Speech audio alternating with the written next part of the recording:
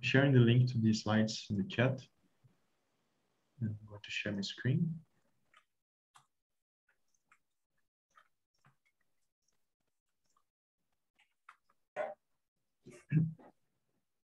Can you see my screen? Yeah. Yep. Yeah. Great. So, hello everyone. This is the How to be a Veteran Community Advisor workshop. Today is the 21st of December 2021, the final workshop of 2021, and from actually the final one from Fund 7 as well. We are coming back with workshops next year, next fund. And today we are going to talk about, as I mentioned, how to be a veteran community advisor. So this is more introductory. We are going to talk since the beginning, as if you don't know what a veteran community advisor is. I know that there are some experienced people here. So just for me to know about it. Who is the first time VCA? Felix? I think, yeah, Tivo is a VCA already. JP, not first time, right? No, I did it last time. Okay. Nana? You are muted. Yep, it's not my first time. I did it the last time after. Okay, okay. And Navid, Yep. I think you've been a VCA before as well, right? Okay. So let's introduce Felix to the role of VCA here. It's all for you, Felix. So you've got 6 tutors here, 5 tutors here today, Felix. Enjoy. But just 20 minutes then. Okay, okay. So I think we can move quickly. I think we don't need to introduce the Catalyst School here today. We've introduced it several times already. Everyone here knows there are other recordings in our YouTube channel as well to talk about it in our channels. So talking about the veteran community advisor role, the idea of this role is that it is the last layer to assure the quality of the assessments in a single Catalyst fund. So we have the proposers that submit their proposals, the CAs who are anonymous people who just sign up in IDScale and assess the proposals. And there is basically no filter, no requirement, just to sign up there, anyone can be a CA. So we need to ensure that the quality of their assessment is at least good. So the whole process can work out properly, because if we just had like random assessments that didn't make sense, then no one would trust that the system works. And I believe that this was realized after Fund 2, and Fund 3 was the first fund where we had VCAs. Prior to that, we only had CAs. And this was a community initiative that they realized that there was a need for a second layer of quality to assure the quality of the assessments. And this was when also the budget for VCAs was allocated. We were just talking about this before the recording started. There is, I think, 5% of all the total budget of the fund is allocated for CAs and VCAs. So out of these 5%, 1% is for VCAs and 4% for CAs. And there has been a discussion if it's balanced or not. But anyways, I think I'm going ahead already. This is a few slides after this. So the role of the VCA, after all, is to ensure the quality of the assessments, and they are going to review the assessments and classify them as excellent, good, or filtered out. There are some guidelines, some criteria for you to follow if you want to review the assessments. We are going to talk about them later as well. I will make it dependent on the number behind assessor. If it's a nice number, he gets excellent. If it's not a nice number, he gets invalid. No. I think that's in the instructions coming up. It's just, yeah, arbitrarily picking, Felix, that's right. Yeah, yeah. Yes, yes. So for you to be a VCA, the only requirement is that you have been a CA before, successfully been a CA before. And the only way for you to try to be a CA, but not being successful is if you received some kind of red card. If you were offensive or if you're trying to break the rules somehow, then in this case, you cannot be a VCA. But I believe most cases, if you've been a CA before, then you can be a VCA in the following funds. And even if you skip the fund, for example, if you've been a CA in fund 4, but you didn't work during funds 5 and 6, you can still be a VCA now in fund 7.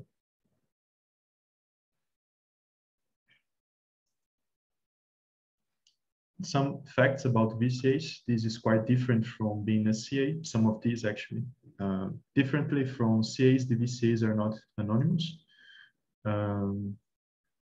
So all the community can check how the VCA works, how he or she reviews the assessments.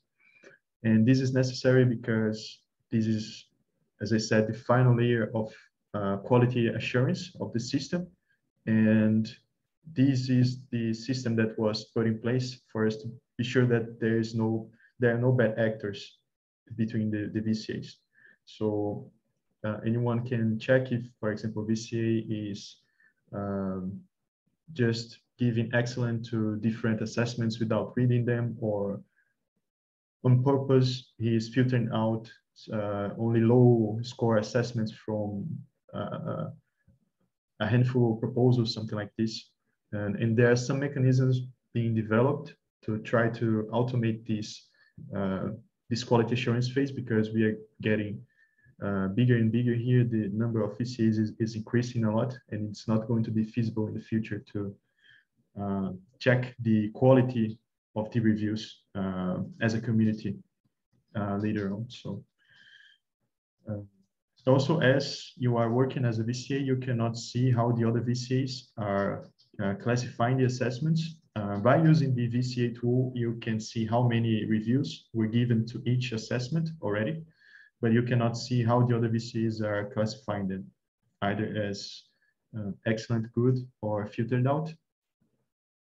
And the idea behind this is not to create any kind of bias. So you can make up your own mind about the assessment, and you can choose which assessments you'd like to review. Yes, Felix. Do you write a rationale for your choice as veteran community advisor? There's no rationale. Yeah, you just need to choose between excellent, good, and filtered out. Maybe in the future we will introduce something. I had to come up with my own rationale, Felix, for doing it out, and so you just kind of have to do whatever feels right to you. You know, I find it's challenging though, because I filter out stuff, and I'm like, oh, I want to tell them why I filtered it out, but I understand it's too much data. It doesn't necessarily help. Yes, I think in the near future we are going to add some kind of feedback loop as well to the VCA process, so they can help the CAs to get better next fund.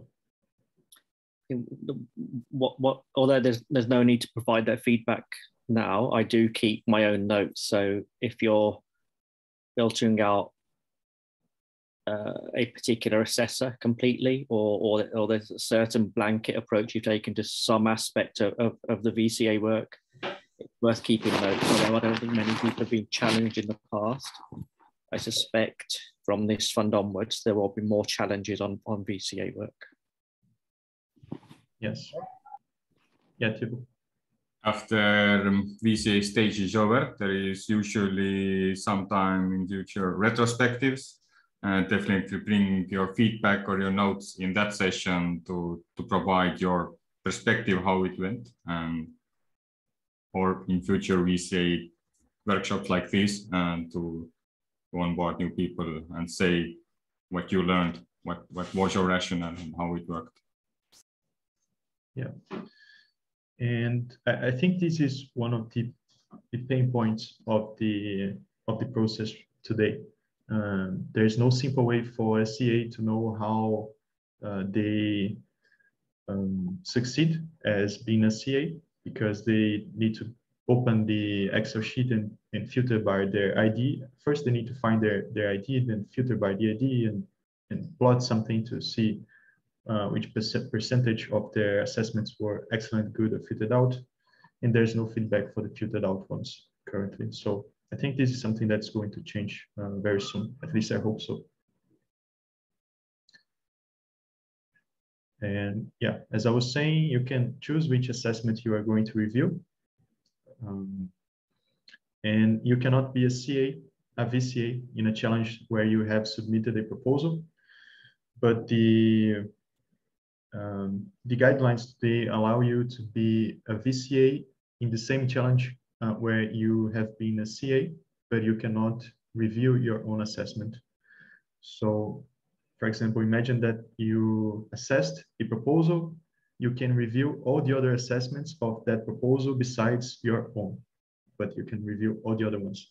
But by doing so, keep in mind that it might be possible to detect, to find out which is your CA ID if you do this only for the proposals that you've assessed as a CA, because all the data is transparent. So I keep all my assessments on the sheet, so I always know them. Yeah. German. There's also a strategy that you could review your own assessment, but you're just losing time because it's going to be filtered out anyways. But it could be a way for you to mask your CA ID.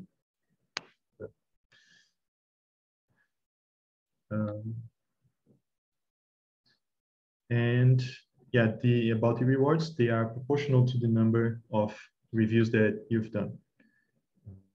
So there's no classification for your review because no one is assessing your review after all.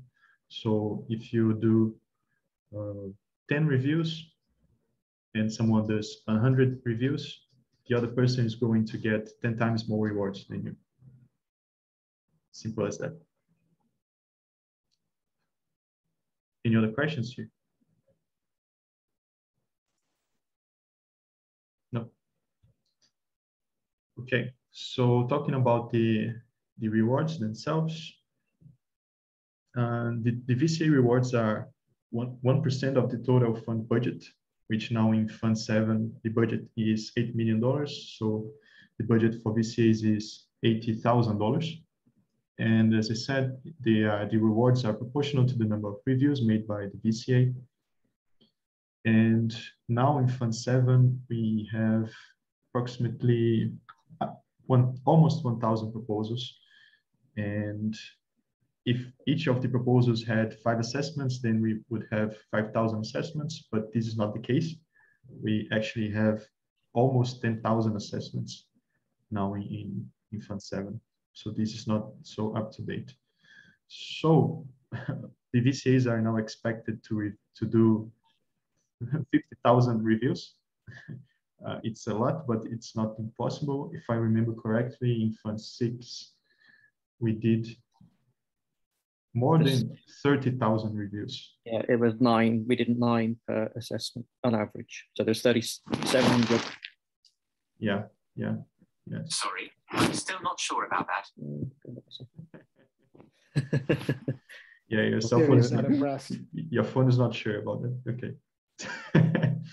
So yeah, this time we are aiming at least 50K reviews. So this number is also not up to date anymore.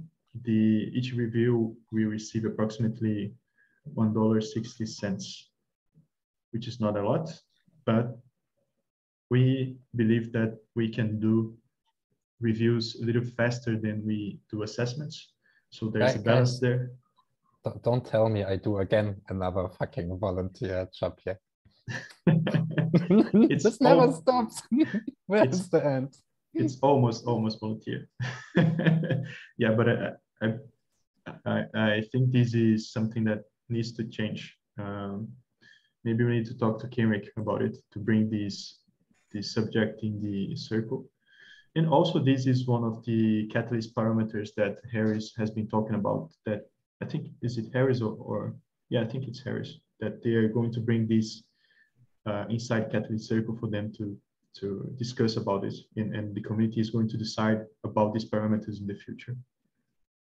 I think what is important here to know is that with that time you spend to review, what you protect is the treasury money, not your own capital, because there are a lot of assessments which may be just supporting their friend to capture attention, but might not have the right intention or impact for the Cardano community. So this is the last and vital protection line against these kinds of money grabbers. Yeah, and I think there's also a piece around money grabbing as a VCA.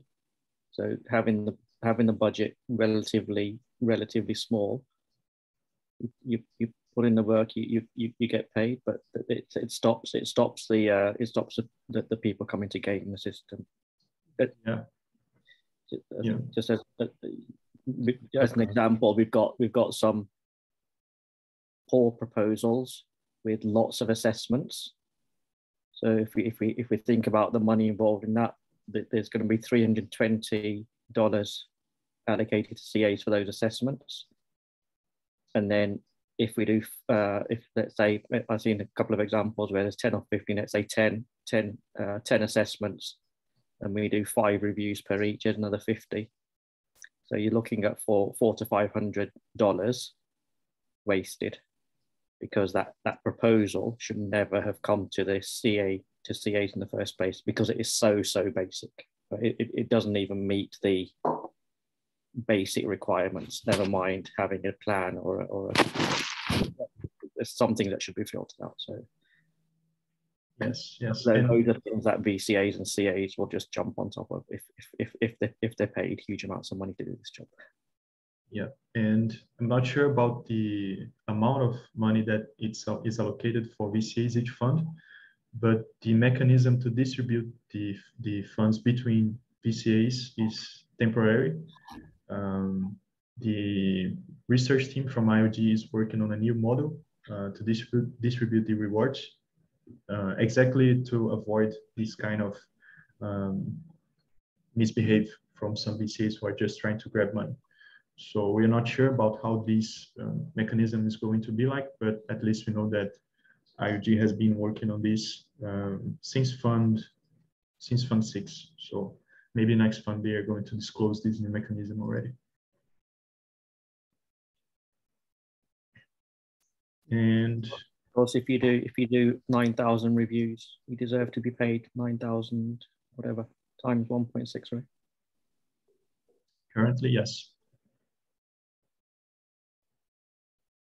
Right, I'm just putting that on record.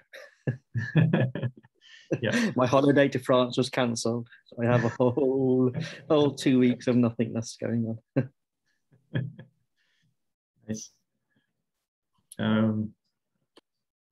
Yeah, but at the same time, the current system, as we know how many reviews each VCA did, it's easy for us to spot the VCAs who did a lot of work and check the quality of their work as well. Because if someone is trying to game the system, we expect them to try to get a lot of money instead of just a bit.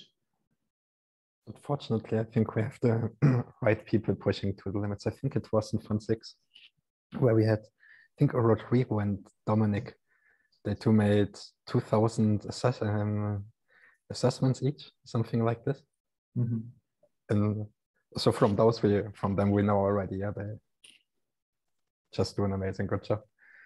Yeah, but not only then, we detected a suspicious behavior next last fund as well. Yeah, one thing I would like to talk about, and sorry, you might get to this in a second, Victor, is like you mentioned it briefly about filtering people out. And like, even there's some people who, like some assessments where it's not necessarily bad, but it's not good. It doesn't add anything. It's the minimum, like the bare minimum for what could be accepted. And a lot of those, unless it's like perfectly written, I'll filter it out because I'm like, I think it skews more than it helps. And so I'm just wondering when we see, you know, we also see, especially as the VCA process, so many assessors cut and pasting, using the same answers across challenges. And so I would filter those out too. But I'm just wondering, is there a better way, or is there talks in the way for making that a little less subjective and allowing a little more, putting some parameters around it? Because I even know when TiVo did the last walkthrough for Fund 6, and we were going, and maybe we were just on the same call or whatever, and we were talking about the different assessments, and none of us really agreed on whether it was filtered out or good. You know, I think the excellent ones are quite easy because compared to the rest, they stand out. But other than me keeping a list and justifying it, I like just what types of activities are we using or behaviors are we filtering out, and then how we, you know, do it in a transparent way so it doesn't seem like it's just, oh, well, Jonathan doesn't like, you know, the way this is written or something. I'm just wondering if you guys, from the last fund to this fund, what's happened, and if you guys have discussed any kind of I think this process is as subjective as it has always been. We didn't add any kind of objectivity here. Maybe you could, for example, use the guidelines and check, for example, all the parameters that the CA should assess under the feasibility criterion. Check roadmap, check budget, check the team profiles and LinkedIn, something like this, and do your own checklist to classify the Felix. Okay, bye Felix. See you. Felix. Okay, but so from what I'm hearing from you then is that more often than not, we should lean towards good than filtered out, unless it's clear that it should be filtered out. Actually, it depends on you. If you are more strict or lenient, there's no right or wrong in this case, I would say. Okay. I personally prefer to be more strict because this way I feel like I'm pushing I'm raising the bar, the quality bar of the whole process. But other people, they don't want to discourage CAs and they prefer to be lenient. If the assessment's just okay, then they classify as good. So it's okay. So I'll just stick with what I was doing. yeah, and that's why we expect a lot of reviews for each assessment. Not just one person is deciding this. Yeah, I agree with that. There's been a lot of focus on improving quality proposals, and we've seen a distinct step change between the last fund and this fund in quality of proposals. The CA assessment, from what I've seen, have not necessarily improved. But so strictness is also the way I approach it, and fair enough, some people challenge it, but I think it will improve next time. Whether that's just something will improve in the process, whether that's a checklist, better guidance, better training, better tools to monitor, or automate a combination of things. Yeah. I was talking to TiVo right before you guys joined the room that we are facing this exponential growth, at least close to it in theory, and we are almost doubling the number of CAs each fund. So we expect that half of the CAs that are working now, that have worked now in Fund 7, are first-time CAs. So they don't have much experience. Their assessments are not going to be that good. But the same doesn't happen to proposers.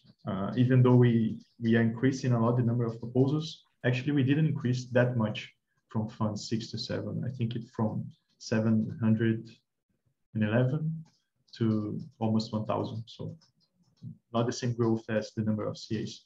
And we have a lot of recurrent proposers. People who have proposed in previous funds are proposing again now.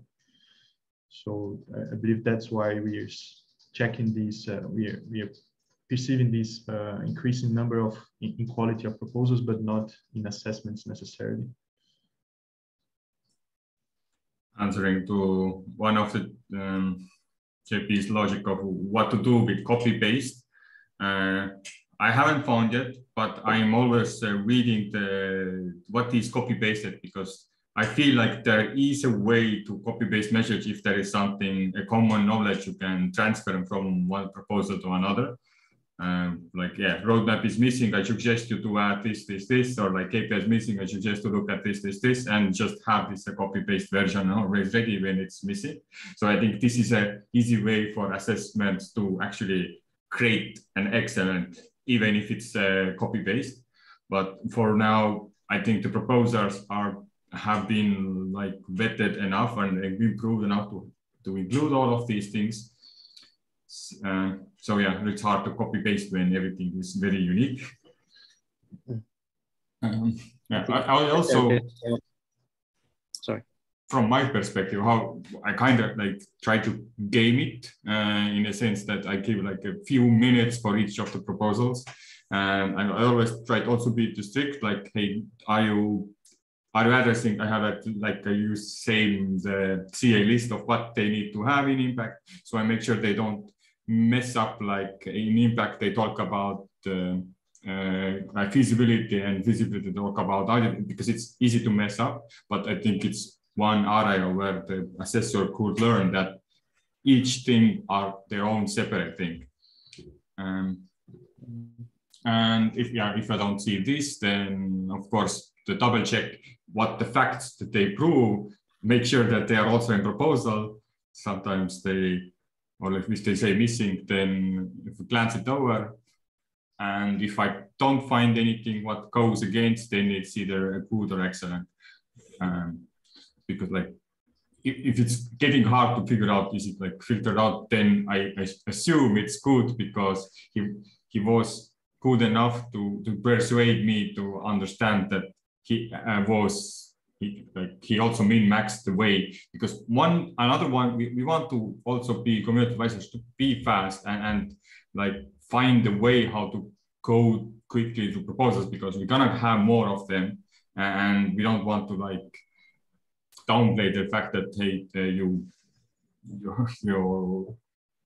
I don't know, like this is just such a cat and mouse game, but this is how I pretty much. This is couple of points just on your copy paste. I think what I remember seeing in Fund 6 was some CAs were copying pasting across all three criteria. So it'd be a really easy spot. Each of the three criteria copy pasted into another assessment or into another CAID. So it's quite easy to spot. I suspect what we're going to see is smarter CAs. And I've only had a brief look. So this, where one of the three is copy pasted. The other two criteria have got some changes and some word changes. So I think we'll probably start to see a bit more cuteness or you know, a few words change here and a few sentences, and things turn back to front, so you can't do a simple duplicate check on them. I think those are things that I'm going to be looking for. The other thing I just wanted to get your guys' view on, because both on Telegram and I think in another call I had with people, is around quality of or the value add of a comment. So in each box. So if we take feasibility or you know, looking at roadmap, budgets, resources, etc. Is it good enough? I see them as three levels. So statement of fact, there is a plan. We get a lot of those. Then there's a bit better. There's a plan, and I think it's feasible. I agree with this. That's the second level. What I tend to like to see, there is a plan. I think it's feasible because X, Y, Z. I think getting to the because X, Y, Z is probably not where we're at with most CAs at the moment.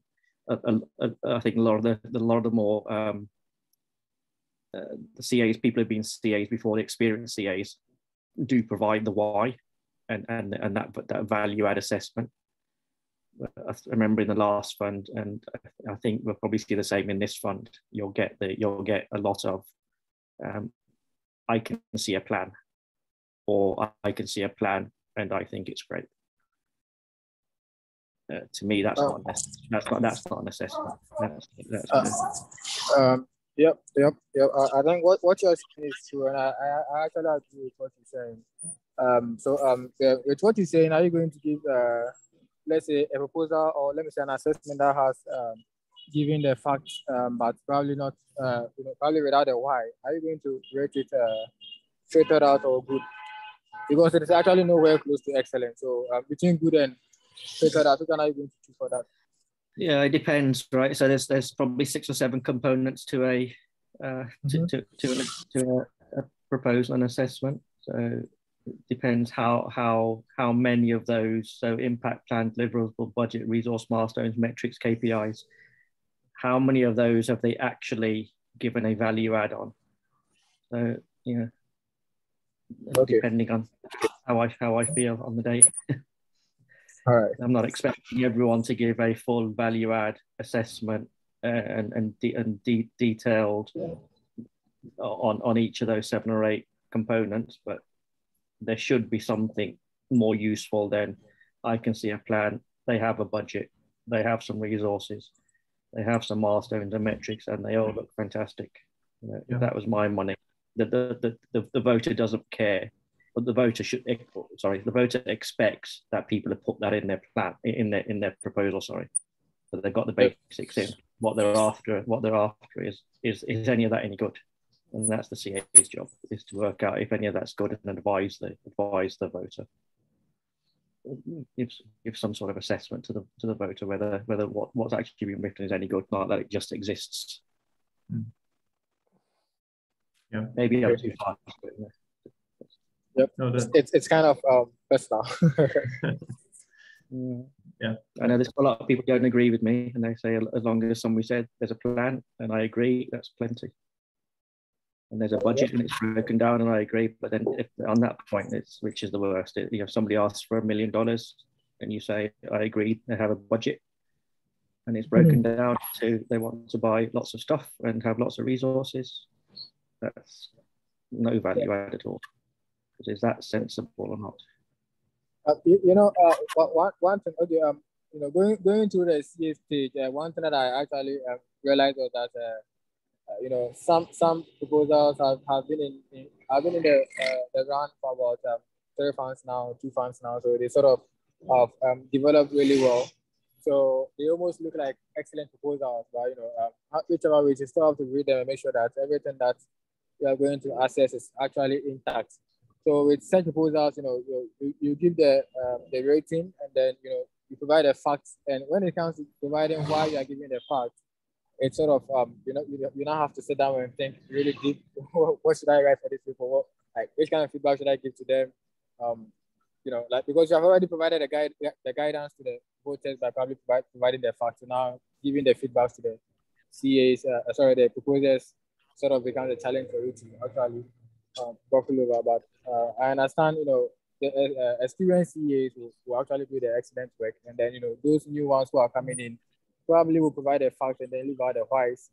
So maybe in order to encourage them to do better work after, in subsequent funds to come, maybe we can just, I don't know, personally, I'll prefer to give an assessor who provided a fact without a why a good, so that at least they receive a few bucks to be encouraged.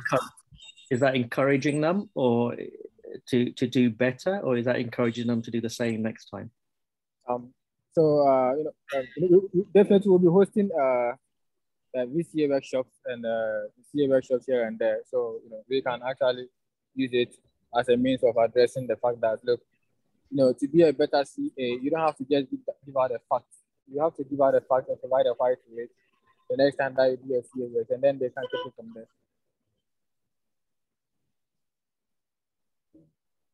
That's what I think. That's why I said everyone. I think everyone has their own way of working. I tend towards filtering out, and that as an overall community will move us forward. Yeah, so I think what we were discussing earlier about having a field where you can provide feedback to CA, probably why you are filtering them out or why you are giving them the good mark instead of excellent mark would actually be a good option, you know. So at least they get a feedback from VCAs that this is what you did and it doesn't fit in, so you have to do it maybe probably better next time, and then they begin to adopt from that angle as well.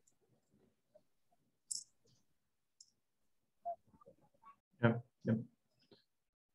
So moving on to the criteria that are used to review the assessments now.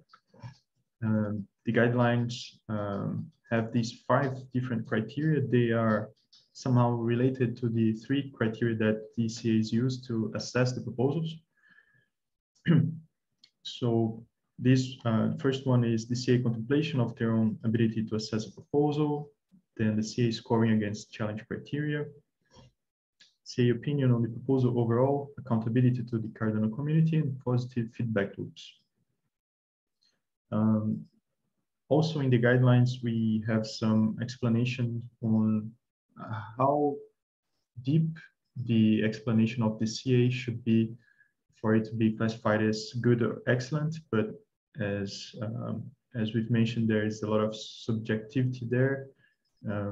It's going to be, after all, your own interpretation of it, but there are some guidelines for you to follow.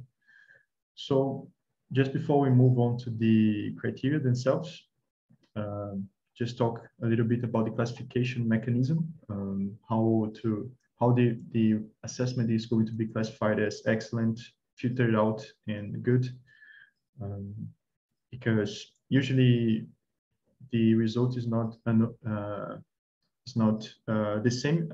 Each VCA classifies the assessments in a different way, so we usually don't have 100% as excellent or filtered out or good. So the rules are, if a assessment receives more than 50% of the reviews as excellent, then it is classified as excellent.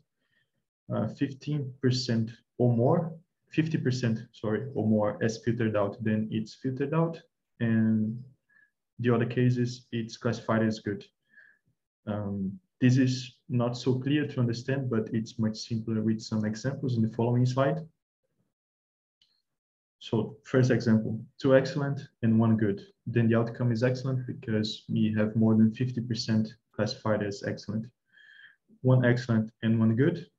So we don't have more than 50% as excellent, and also we don't have at least 50% as filtered out, then the outcome is good. 1 excellent and 1 filtered out, the outcome is filtered out. 1 good, 1 filtered out, then we have a draw here, but then the decision is for the lowest one, which is filtered out in this case. Then 1 excellent, 1 good, and 1 filtered out. It's like the excellent and the filtered out, they don't exist here, so it's just 1 good. And 1 excellent, 1 good, and 2 filtered out, we have exactly 50% of the reviews as filtered out, then the outcome is also filtered out.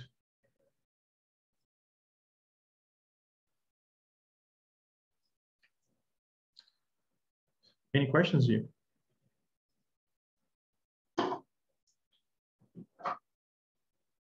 Okay, so the criteria, just talk a little bit more about them. Usually during these workshops, it's not good for one person just to read everything here. It's better for us to discuss this criteria, otherwise it gets quite boring. So the first one is the CA scoring against challenge criteria, which is very related to the impact criteria that the CAs use to assess the proposal. So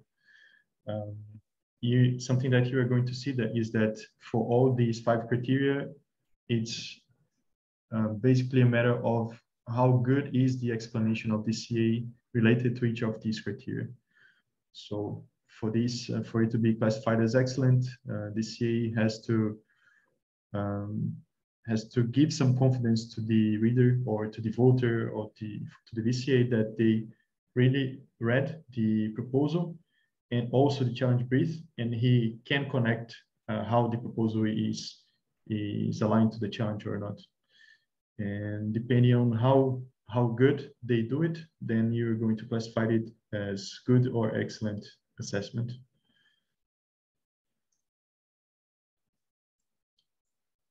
So do you have anything in mind regarding this? Any thoughts and ideas, any questions and comments?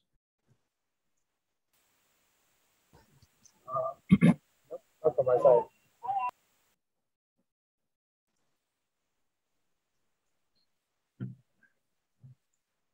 Yeah, having gone through it, I think that there's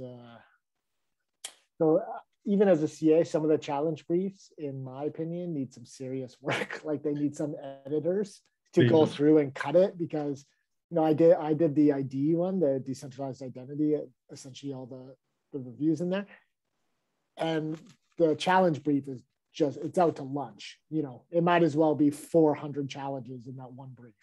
Mm-hmm. So I find it hard on this one to say, okay, does it match? Doesn't? Because it's unclear as like previous funds where I was like, well, this one clearly doesn't fit here because it's a DApp and you have it in, whatever, governance or whatever. So those are simpler. I think this one might be a little challenging for these. But again, like the way, I was listening to the other guys, the way that I've kind of been doing this is, do they engage with the proposal? So instead of just telling me the tick boxes from the scoring guide, is how they see that in the proposal and how they relay it. So I guess the way that I do this is that I kind of put myself in the position of the voter and say, okay, is this helpful to voters or is it distracting? Mm-hmm. And, sometimes they add in, the writing, either you don't understand it or they are talking about something that's totally out, not included. I kind of use that as a threshold as well. Like, did they talk to it? Because barring the clear KPIs or deliverables or metrics or something, it can be hard to know what part of the challenge brief they're looking at, because I don't think it's possible to do it the whole thing in each one. So I don't know if that's the type of feedback or discussion you want, but there's my 2 cents for you. Yes. That's the kind of comment I was looking for. Yeah, because you are right. Many times the challenge brief is not good enough for us to use it as a reference to assess this. And this is something that the community has been discussing, because, for example, we could add another stage in Catalyst where, for example, challenge teams, they have 1 week to refine the challenge brief after the voting process. They're not going to refine every challenge. If they don't get voted, it's just a waste of work. But if they do get voted, they should have a time to adjust, to refine the challenge brief, to make sure that they have KPIs, that they have challenge alignment, so guiding questions, goals, and yeah. Yeah, or a group of editors to go in and I think we need that for proposals too. Like my suggestion from day one is increase the upfront CA engagement rather than just the assessments, but focus on having the community form and help the proposals get to that good point. But that's for another day. Yeah. So in the cases where we don't have a very good challenge brief, then you need to try to imagine try to figure out actually if the proposal is aligned or not. What was what was the intention of this challenge, even though it's not completely written down in the challenge brief itself.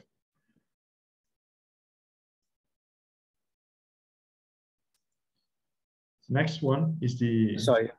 Yeah. Sorry, there was one just on that one. I don't know if you guys picked up, there was one gap identified with the challenge setting challenge, where I think very late in the day, strategic goals were identified as a key criteria and a key metric, but never added to the challenge brief. So the CAs were told to assess against the strategic goals, the 3 that were listed in the CA guide, but the proposers were never told that's what we're looking for. One or two got a little bit upset, I think. So it might be a bit challenging for to do the work as a VCA. You got proposers who had one view of the world. CAs had a different view of the world. Yeah, I think this is what you're talking about, right? Yeah. But I think these were put in very late in the day. They weren't in Challenge Fest. They're not in the challenge brief. So proposers who didn't, and they were in one town hall, I think, a couple of days before the challenges closed. So it was a kind of a footnote, but it was a key criteria for CAs. So it might be a bit challenging to review those assessments.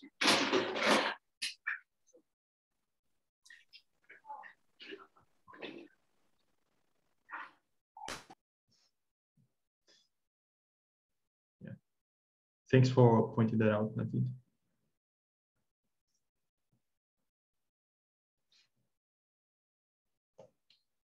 Yeah, so the next one is the CA opinion on the proposal overall. And I believe that this covers all the criteria, not just a single one, but how the CA assessed the proposal as a whole. Because yeah, we need to look at the impact, the feasibility, and the auditability, but these are not completely separate things, even though we are assessing them by part, each part separately. It's important to understand, it's important for the CA to understand if the proposal is good as a whole or not. And especially because there are some things that are assessed in two different criteria. For example, the roadmap, it is important for the auditability and feasibility. The success KPI is important for impact and also auditability. And this is the idea behind this is to try to get a grasp of how DCA see it as a whole. And it's not like just looking to the checkboxes that is there. So how comprehensive is the assessment?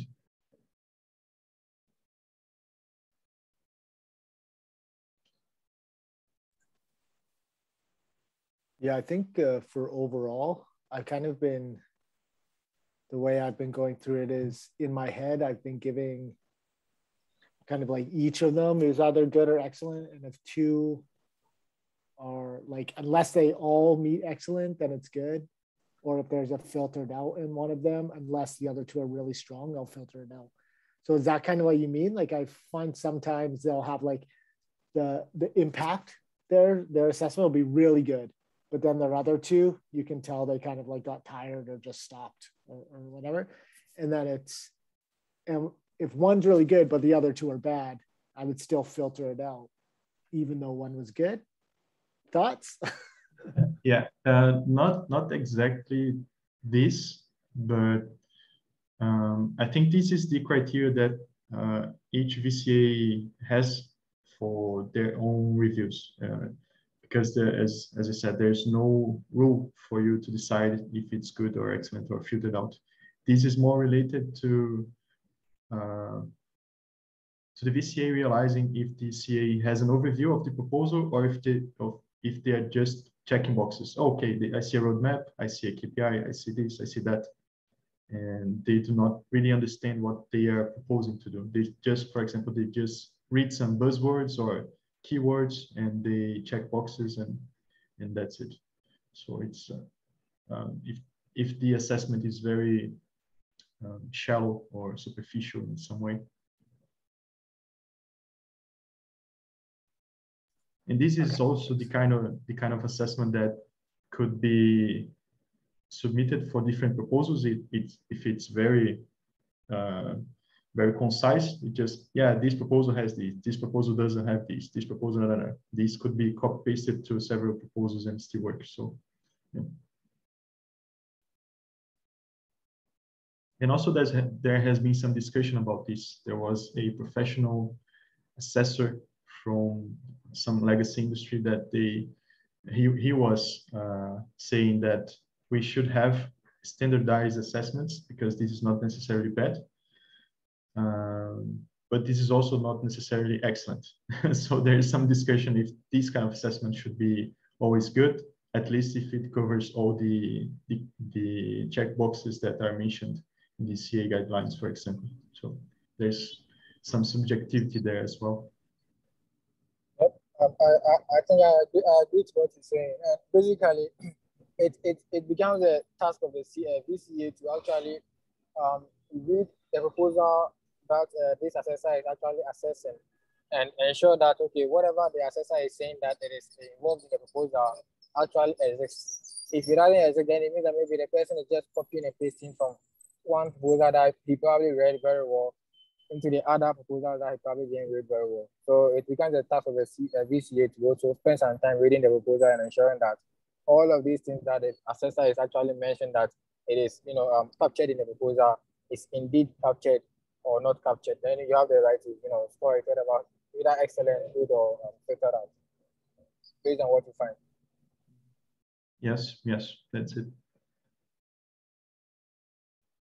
For example, sometimes the CA say something like, the budget, there's no budget breakdown, but you go check the proposal and there is a budget breakdown. So yep.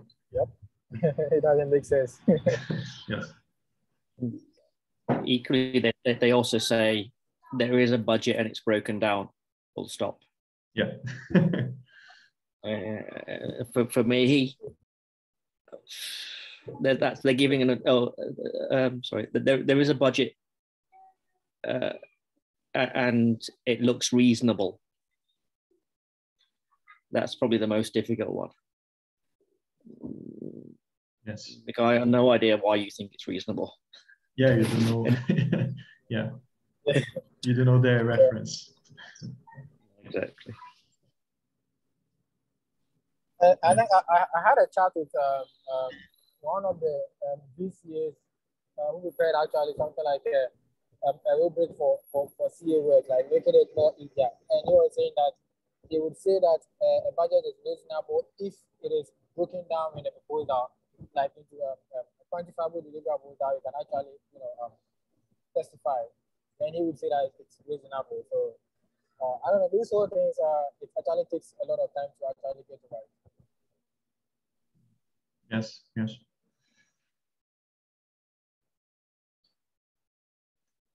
So moving on. Next one is the accountability to the Cardano community. I think this is one of the easiest ones. Is for me is basically how good the CA has assessed the auditability of the proposal. If he or she has checked everything that needs to be there, and especially some cases where there is a lot of information, for example, attachments and links to other pages in other platforms as well. So this is, I think, one of the easiest ones. Do you have any thoughts about this?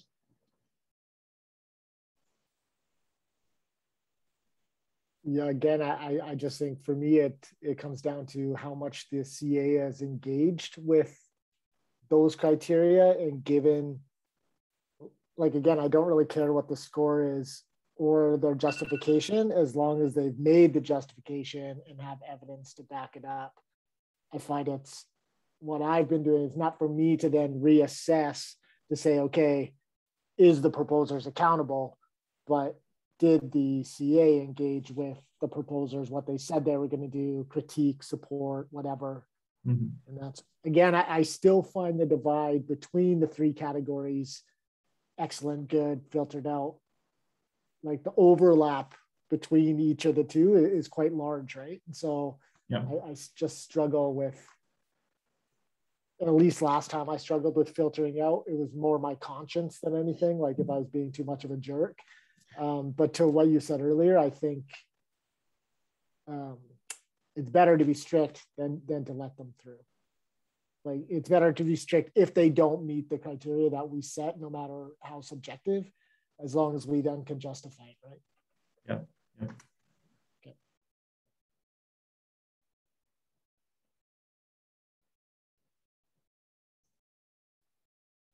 Next one is the CA contemplation of their own ability to assess a proposal. This one is quite, how can I say? It brings a lot of discussion to the table. Controversial. Controversial, yeah, because unnecessary, impossible. Yeah, at least the way it was written here in Fund 6, we discussed a lot because it looks like we expect the CAs to talk about their own curriculum and why they are assessing these proposals specifically. But I think the consensus was that we need to realize somehow if the CA knows what they are talking about and how deep their knowledge is about this specific topic, if they bring examples, they bring references, something like this. But even though it's not that easy for us to review this criteria. So that comes back to the fundamental discussion that's been had, right, around who should be CAing, who should be reviewing this stuff, who should be reviewing, who should be assessing proposals, who's best placed to assess proposals, a technical assessment group, a financial assessment group, a project management professionals, marketing professionals, the challenge, the challenge team themselves. They know what they're looking for, but supported by a bunch of assessment groups or CAs. I know it's keeping lots of people engaged as CAs and VCAs is a good thing, and it helps the community grow because we're keeping everybody engaged through the process. I think that's probably the fundamental discussion that needs to happen, right? Is CA? Do we actually need CAs and VCAs? Yes. Is there another way? Yeah, I think that in the future, the ideal scenario would be that everyone could be a CA, but depending on their level of expertise, the rewards would be different, and also the weight of their scores in the final score of the proposal would be different as well.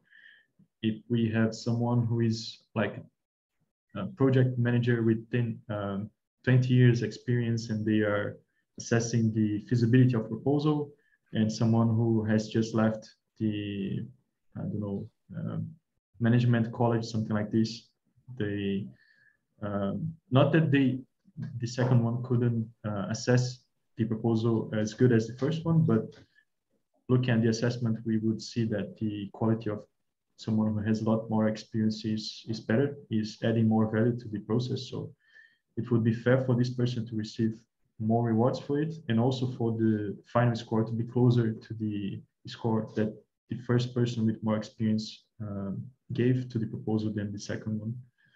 But this will require a very refined mechanism and process to work. So I think it's going to take a long time until we reach to this. Until we have some kind of deed where we can just say true or false on credentials, I don't think we need this kind of thinking, and it probably will take a year before we get that.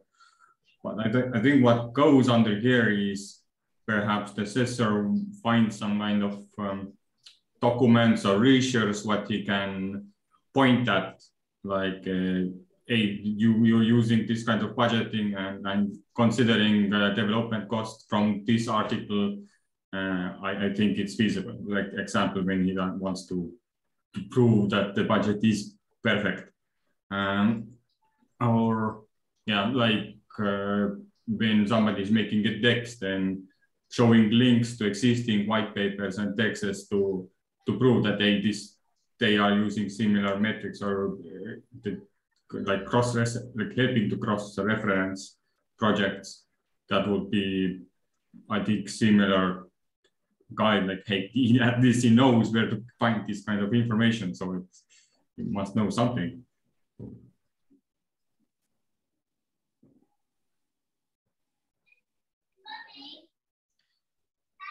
Yep. Yeah, I take issue with this, obviously, because I have a extensive experience in reviewing proposals, but am I going to point to my history and my CV about how I do it? No, I'll just engage and be proactive. So I welcome if the person says, I'm a developer, but to me that also doesn't necessarily help, because just because you maybe understand one aspect. And so I find this is such a sticky component, you know, to have. But again, I'll just use my jerk blinders and, you know, put on what I think. So. Yep. Well, at least if the next one is quite easier,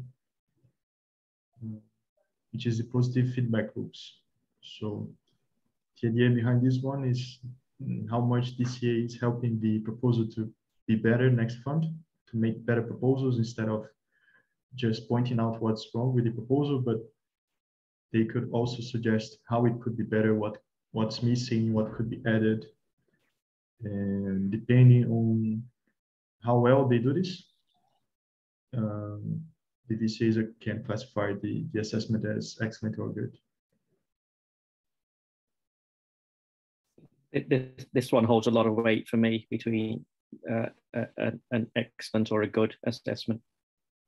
We do all the other stuff. The other stuff is, you know, basics. But if you get in the feedback, you've had to have a deep look at the proposal, and as long as your feedback's relevant and it makes sense, then that kind of elevates it to an excellent for me. Yeah,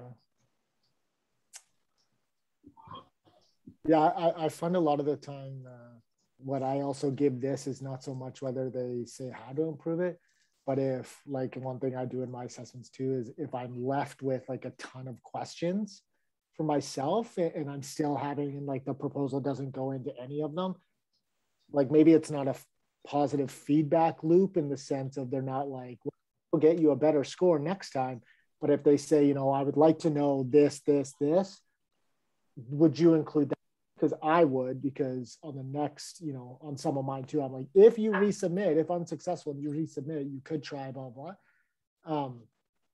But sometimes I feel if they're giving advice, sometimes the advice comes, you know, doesn't sit well with me either. When you see it in a proposal, I'm like, well, who are you to tell them, oh, you should have used this thing instead of that thing? Well, they didn't. So anyway, I just find those can be not helpful, but this is, again, the struggle of the differentiation. Yeah. I think that will come with time, right? So as long as people are making an attempt to give feedback, they've then had to have gone into some sort of detail. We won't always agree on the quality. But the feedback I hate is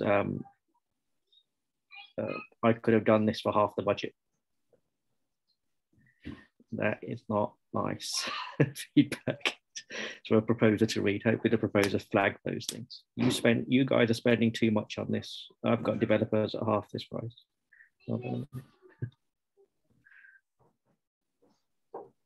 That is a pretty poor feedback. Yeah. With no rationale. So as long as if they justified it, then fair enough. But without the justification, it makes no sense whatsoever. Yeah, that's true. So this is the final criteria. And here we just have some references. I already shared the CA guideline. Also, there is a VCA guide here. I'm sharing in the chat as well. Actually, you have the link to the slide, so you can access directly each one of these links as well.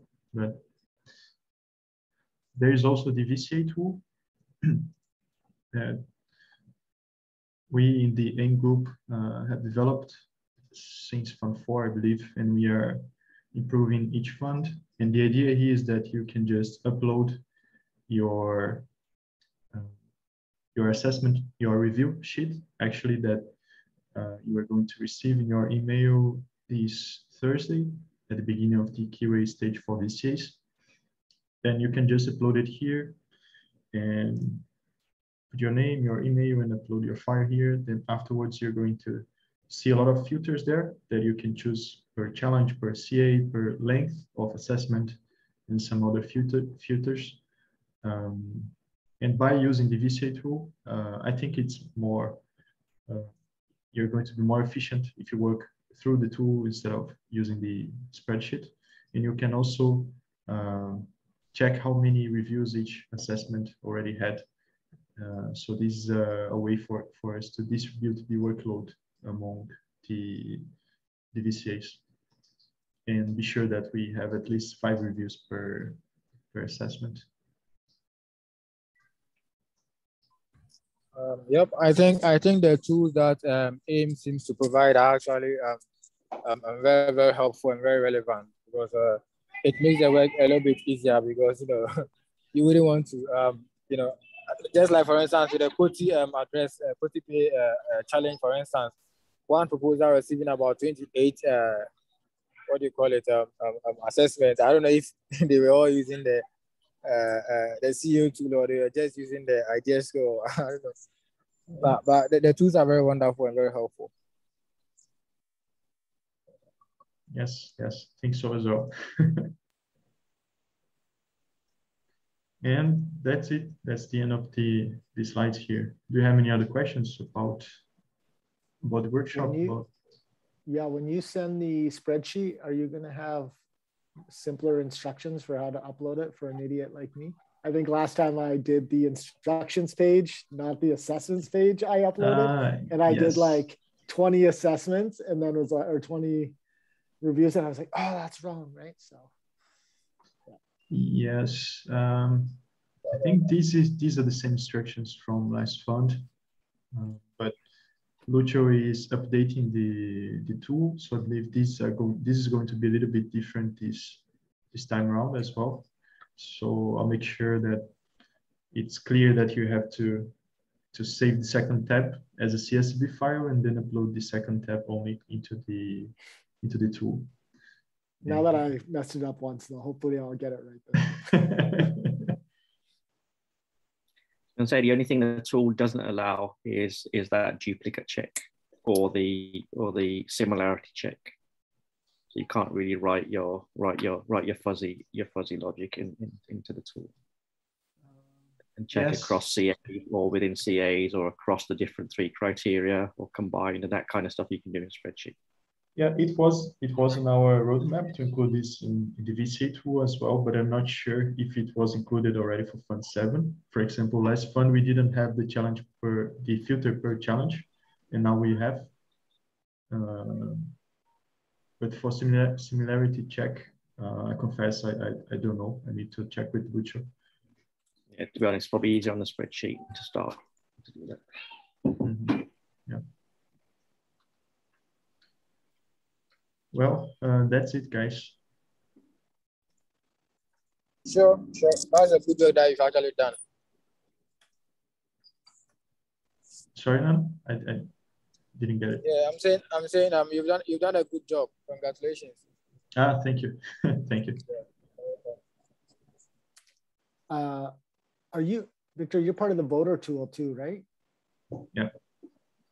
Remember how you guys sold those mystery boxes? When do we get to find out what those are about? Okay, let me share a link here. I think we're done with the workshop. So bye YouTube. See you guys later.